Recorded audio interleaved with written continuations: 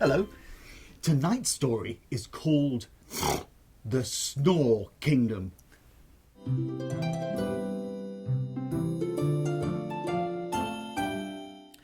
Charlotte and Alec's daddy was a very polite and very quiet man most of the time. He ate quietly, he spoke quietly, he even laughed quietly. But when he'd had too much pumpkin to eat, he snored very loudly. The floor would shake, the walls would shake, and the neighbours' dogs would howl. Charlotte and Alec didn't get any sleep. Their mummy didn't get any sleep. The whole neighbourhood didn't get any sleep. So why didn't their daddy just eat less pumpkin? Well, this was the problem, you see, because their daddy loved pumpkin. He loved pumpkin pie, of course, but he also put pumpkin in his breakfast cereal. He put pumpkin in his sandwiches that he took to work. He even put a stick of pumpkin in his coffee. Charlotte and Alec's daddy probably loved pumpkin more than anyone else in the world. And because of that, he snored louder than anyone else in the world. Dr. Sycamore couldn't understand it. Pumpkins weren't supposed to make you snore. They were good for you. They were supposed to make you happy and healthy. But, she said, if pumpkins make your daddy snore, well, everybody's a little bit different, and that's just the way he is. But knowing there was nothing wrong with Daddy didn't really help when you were being shaken out of bed in the middle of the night by his snoring. So one day, Alec had an idea. He turned to Charlotte and said, "You know how we're always trying to get Daddy to eat less pumpkin? Well, why don't we try to make him eat more pumpkin?" "More? Why?" "Well, it can't get any worse than it is now, can it?" "No." "Well, maybe if we make him eat more, it will just stop." Charlotte looked at her brother like this. But they had no other ideas, so the next day they tried to get their daddy to eat as much pumpkin as possible. For breakfast, more pumpkin in your coffee, Daddy, and I've made you some pumpkin on toast. For lunch, that soup looks a little bit off, Daddy. Here, have some pumpkin soup. For snacks, another stick of pumpkin, Daddy. For dinner, instead of your normal dinner, Daddy, how about this enormous pumpkin? Well, their Daddy loved it. He loved being so well looked after, of course, but also he loved all the pumpkin. So that night, when Charlotte and Alec were tucked up in their beds, they stayed awake and waited for Mummy and Daddy to turn off the TV and come upstairs. They heard Daddy go into the bathroom and brush his teeth. Then they heard him move across the landing and shut the bedroom door. They waited and they listened. And what did they hear? Nothing.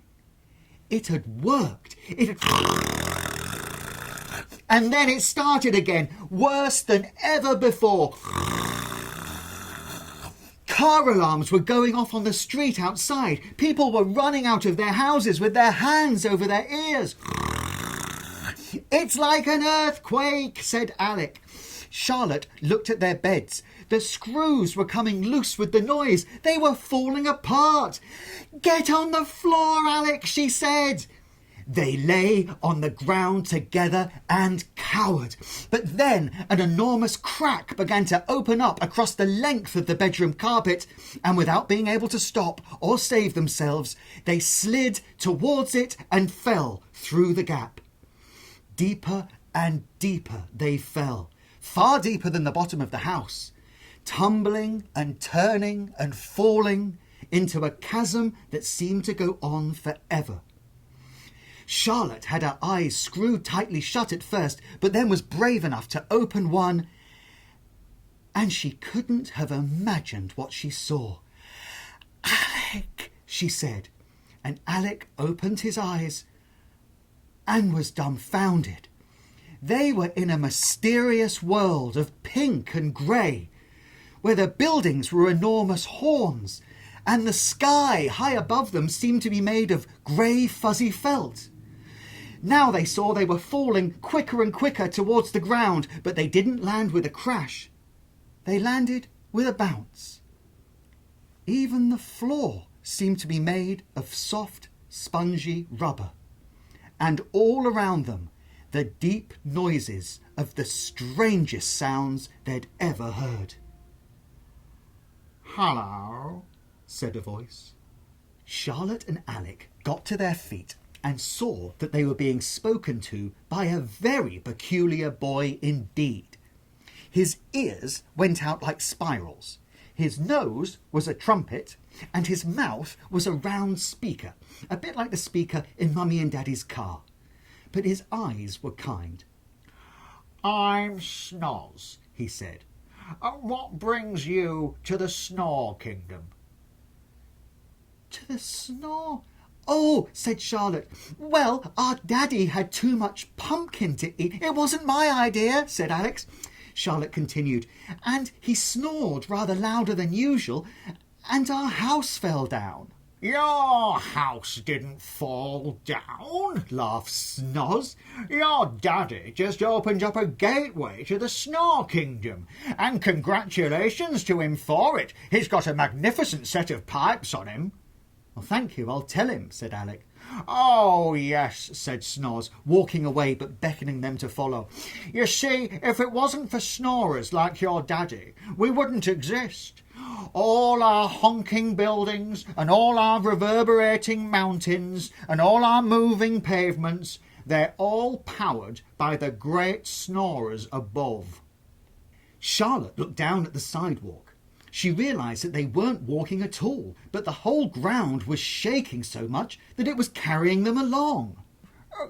"Could we be friends?" said Snoz. "Oh, yes, of course," said Alex and Charlotte. "Oh, good, good. Might I ask you a favour? You see, it's very important for us down here that the champion snorers of the world, like your daddy," "and sometimes Mummy," said Alex. "Shh," said Charlotte. "Well, yes, that they continue to fuel our world with their snoring. Could you do that for me?" "Oh, yes, of course," said Charlotte. "And if we do, could we come back and visit?" "Oh, I'd be honoured," said Snoz. "Oh, and if you come back, we can teach you to be as good a snorers as your daddy. Oh, there's a whole world to explore down here. There's adventure piled on top of adventure." "I bet there is," said Alex. "But maybe next time we'll bring earplugs." "Oh, whatever you like," said Snoz. "Now, to get back is simple. You see, when the snorers snore in, you jump.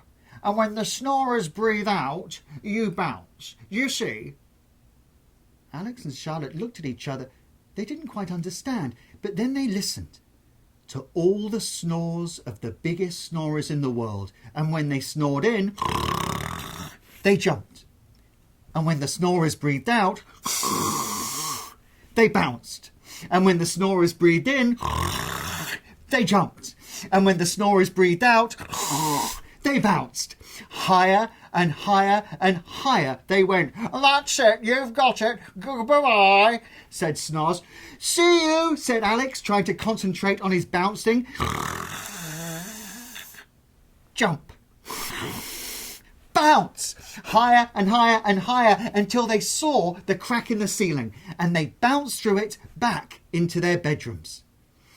They climbed into bed and heard Daddy stop snoring, and the car alarms stop, and people wearily go back into their homes, and they giggled. They thought about Snoz and the world they'd just visited.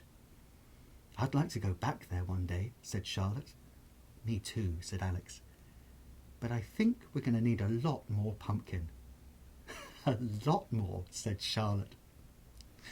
Sweet night.